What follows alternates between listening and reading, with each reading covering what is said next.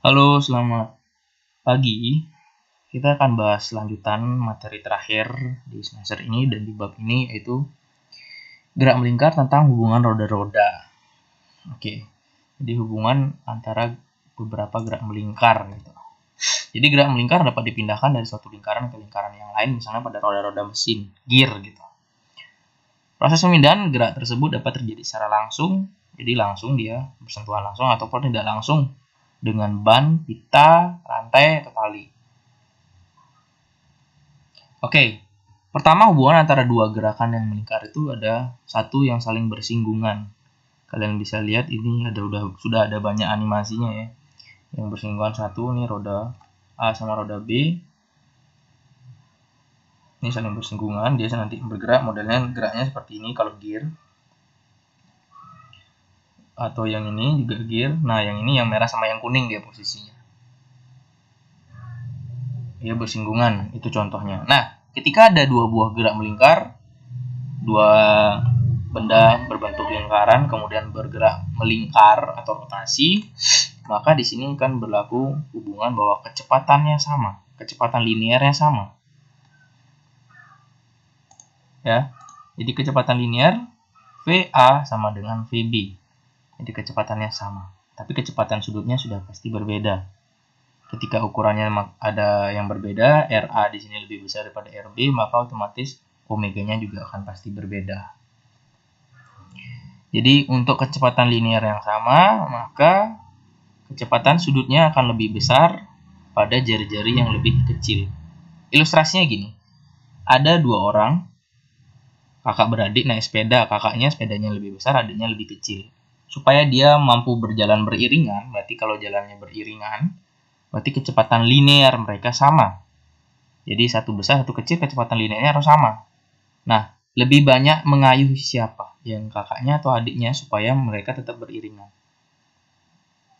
Jawabannya jelas, pasti adiknya. Dia harus lebih banyak berputar. Kayuhannya harus lebih banyak agar mampu mengimbangi kecepatan untuk roda yang besar. Jadi untuk kecepatan yang sama, roda yang lebih kecil, dia akan lebih banyak berputar atau kecepatan sudutnya lebih besar. Itu. Ya, karena R-nya lebih besar pada RB, omega A lebih kecil daripada omega B. Dan sebaliknya, omega B lebih besar daripada omega A. Ini terhubung dengan tali atau rantai yang paling kalian bisa lihat atau ilustrasikan itu di sepeda. Jadi gambarnya seperti itu. Untuk yang terhubung tali atau rantai sama ya. A sama B terhubung, kecepatannya sama. VA sama dengan VB sehingga rumusnya sama seperti tadi. Jadi walaupun dia terpisah dan terhubung dengan rantai. Kita lihat ilustrasi di sini. Ya. Oke, dari posisi start di sini diameter 200 mm nih 400 dua kalinya. Kecepatan di sini 20 rpm, kecepatan sudutnya di sini 10 rpm. Kita bisa lihat dari keadaan start sama-sama posisi di atas. Nah, finish dia masih di bawah, ini udah di atas.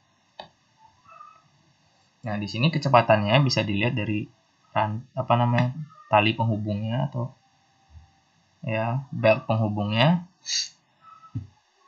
bahwa kecepatan mereka sama. Nah, karena jari-jarinya lebih besar yang kanan, otomatis dia belum penuh satu kali putaran. Yang kiri udah penuh satu kali putaran. Jadi begitu. Jadi yang kecil dia sudah satu kali berputar, yang besar belum. Nah, di sini menyatakan bahwa kecepatannya juga sama. Kecepatan linearnya yang sama. Karena terhubung sama tali.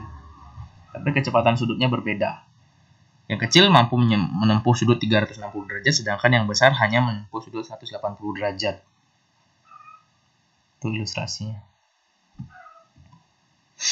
Nah, ini yang terakhir, satu poros putar. Satu poros tuh berarti di tengah-tengahnya dia. Poros. Dia ikut berputar bersama-sama. Sehingga untuk roda A dan roda B di sini ya, RB-nya lebih kecil, R-nya lebih besar, berlaku hubungan omega yang sama. Jadi yang paling berbeda ini, kalau tadi dua itu V-nya yang sama, kalau di sini satu poros omeganya yang sama, omega A sama dengan omega B. Jadi karena satu poros ya udah, sudut yang ditempuh sama dia. Selalu sama sudut yang ditempuh, tapi kecepatan linearnya berbeda. Ini hubungannya. Ketika kecepatan sudutnya sama, otomatis jari-jari yang lebih besar akan mengalami kecepatan yang lebih besar. Jadi karena dia satu kali putar ya, misalnya mulai perputaran dari sini, dari garis merah dia terus berputar, saya putar ke sini, berarti yang jari-jari besar juga berputar ke situ. Karena berputar bersamaan, otomatis dari mulai terus sampai finish di sini. Nah, jarak yang ditempuh yang biru dia cuma sekeliling lingkaran yang ini. Dengan sudut 360 derajat berbarengan, dia cuma menempuh jarak segitu. Sedangkan yang di luar, dia akan menempuh jarak yang lebih panjang. Dan nyampe juga di sini 360 derajat sama. Di waktu yang sama, dan dengan sudut yang ditempuh sama, tetapi lintasan yang ditempuh berbeda. Jadi lintasannya akan makin besar jika jari-jarinya makin besar.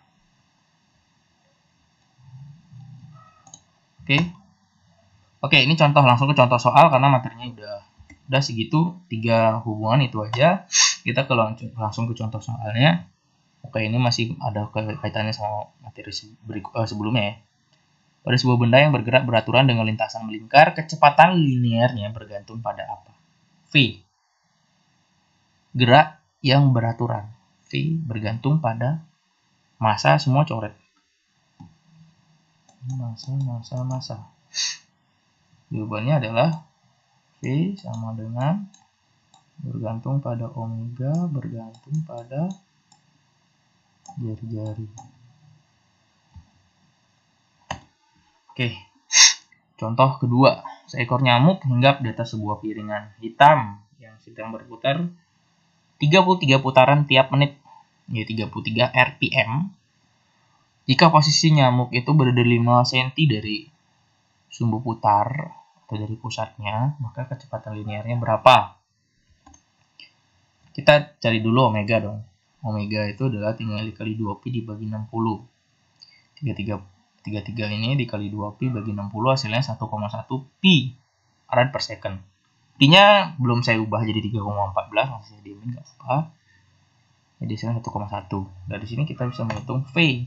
Omega dikali R, omeganya 1,1 pi kali jari-jarinya 5 cm, jadi 0,05 meter.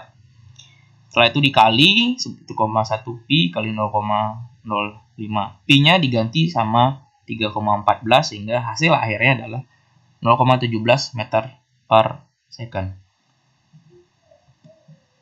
Contoh ketiga ya. Suatu titik materi bergerak melingkar beraturan. 2 detik pertama menempuh busur sepanjang 40 cm. Jadi busur yang ditempuh 40 cm. Bukan sudut ya, 2 detik pertama. Bila jari-jari lingkarannya 5 cm, jari-jari lingkarannya adalah 5 cm, maka tentukan kelajuan linear berarti V. Tentukan kelajuan angulernya berarti omega, dan sudut yang ditempuh berarti theta. Jadi ini tanya V, tanya omega, yang ditanya adalah theta. Here we go. Ya, V S per T ya. Di sini kan 40 cm kan. Busur yang ditempuh, busur itu kan berarti bagian luar lingkaran, keliling lingkarannya itu. Sepanjang 40 cm berarti V sama dengan S per T 0,4 dibagi dengan 2 ya, 0,4 cm dibagi dengan 2 detik. Jadi hasilnya ya 0,2 meter per second. Di sini masih bisa tetap ya, V itu masih ada hubungannya dengan GLB, bisa diganti dengan S per T ya.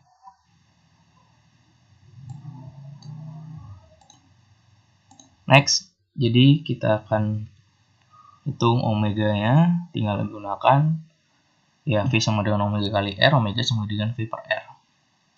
V-nya dapat 0,2, R-nya dijadikan meter ya. R-nya 5 cm, ya udah jadinya 0,2 bagi 0,05. Hasilnya ya 20 bagi 5, 4 rad per second. Next, ke theta, ngitung sudut, ya omega sama dengan theta per T, jadi theta sama dengan omega dikali T. Jadi jumlah sudut yang ditempuh itu sama dengan kecepatan dikali dengan waktu. Jadi langsung dikali aja ya, omeganya dapat berapa tadi? 4 dikali dengan waktunya 2, jadi 8 radian. Jadi radian itu kalau dijadikan ke sudut, hasilnya 1 radian itu adalah 57,3 derajat. Jadi 8 radian itu sekitar 458,4 derajat. Jadi udah lewat dari satu kali putaran. Satu kali putaran itu kan 360 derajat kan.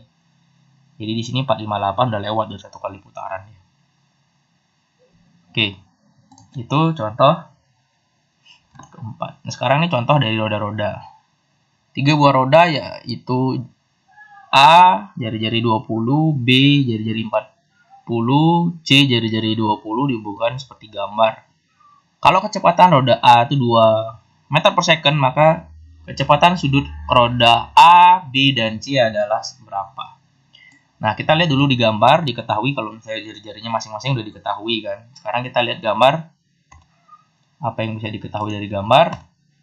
Ya, A sama B bersinggungan, jadi VA sama dengan VB. B sama C juga terhubung dengan tali atau belt, jadi VB sama dengan VC. Jadi otomatis VA sama dengan VB sama dengan VC sama dengan 2 meter per second. Gampang. Nah, sisanya kalau mau ngitung omega A, omega B, dan omega C, ya udah tinggal kita ganti bahwa omega itu adalah V per R, jadi omega A sama dengan VA per RA, hasilnya 2 dibagi 0,2, 10 rad per second.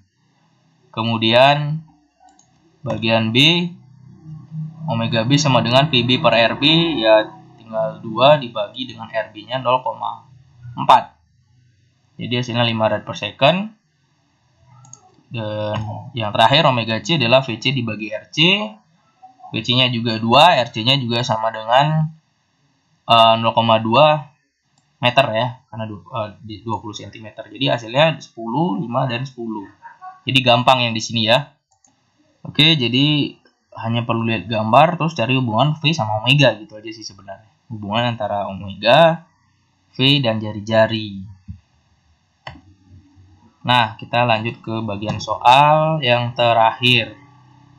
Kita lihat di sini ilustrasinya adalah sebuah sepeda mempunyai roda belakang. Berarti roda belakang kalian pakai sepeda, jari-jarinya 35 cm. Gigi roda belakang, jadi berada roda belakang ada gigi, ada gearnya. Dan ada roda putar kaki kan. Kalian bayangin jari-jarinya masing-masing 4 sama 10 cm. Gigi roda belakang berputar putaran depan dihubungkan dengan rantai, jadi pakai rantai kan. Nah, jika kecepatan sepeda 18 km per jam, hitunglah A. kecepatan sudut roda belakang, B. kecepatan linear gigi roda belakang, dan C adalah kecepatan sudut roda gigi depan tempat putaran kaki. Kita bisa lihat ilustrasinya seperti ini. Ini sepeda. Ya, ini rodanya. Ini gear belakangnya yang terhubung dengan rantai ke depan ke putaran kaki bagian sini.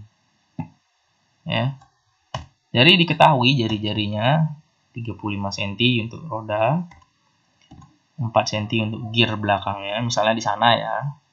Kemudian 10 cm untuk di bagian putaran kakinya.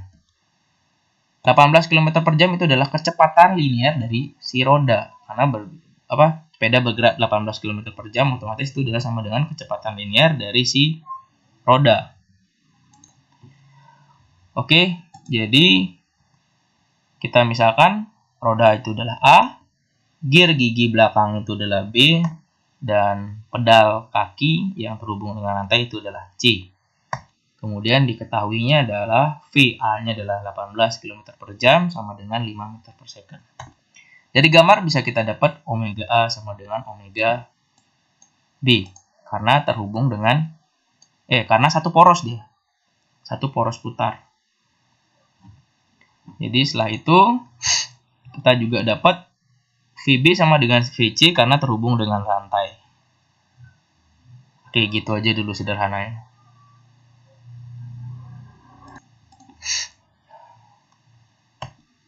Nah, kita akan menghitung bagian omega A dulu. Omega omega sama dengan V per R. Ya, seperti biasa. 5 per R jadinya 0,35, hasilnya ternyata 14,3 rad per second. Karena omega A dan omega B, ya ini satu poros A sama B, otomatis sama nilainya. Di omega B kita langsung dapat 14,3 rad per second. Next, kita bisa menghitung V-nya B. VB itu sama dengan omega B kali RB. Omega B-nya 18,3, RB-nya 4 cm, jadikan meter 0,04. 14,3 dikali 0,04 hasilnya 0,6 meter per second. Dapatlah VB. Dari sini kita langsung menggunakan hubungan rantai. VB sama dengan VC. VB-nya tadi dapat berapa? 0,6, ya udah VC-nya sama dengan 0,6 meter per second. Jadi kita bisa menghitung bagian yang terakhir, omega C. Berapa sih kecepatan sudutnya? Jadi VC per RC. 0,6 dibagi dengan 0,1, ya 10 cm 0,1 meter kan. Jadi 6 rad per second. Dari sini kita udah dapat A, omega A, bagian B-nya adalah VB, dan C-nya adalah omega C. Jadi hanya seperti itu contoh perhitungannya dan bagaimana hubungan dari roda-roda. Jadi sebenarnya di sini ada analisa di sepeda kan, sepeda dan banyak giginya dengan otomatis dengan apa nilai jari-jari yang berbeda-beda. Jadi difungsikan untuk beberapa medan yang berbeda-beda. Jadi seperti itu. Jadi untuk yang lebih lanjutannya, jadi ada hubungan torsinya dari gerak melingkar ini, sehingga bagaimana hubungan antara kayuhan dengan kecepatan sepeda dan jari-jari dari gear. Jadi di sini kalian sendiri sudah bisa melihat bahwa jari-jari gear itu bisa mengakibatkan kecepatan yang berbeda.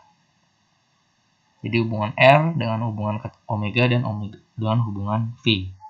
V, omega, dan R itu akan menghasilkan nilai yang berbeda-beda tergantung jari-jarinya juga. Oke, itu aja. Semoga dapat dipahami. Untuk materi dari penilaian akhirnya, materinya untuk tesnya ya, soalnya diambil dari setelah tes dari materi UTS. Di setelah UTS apa? Itu materi untuk di PAS ya. Jadi sampai di sini. Dah gitu aja, semoga bisa dipahami. Selamat belajar.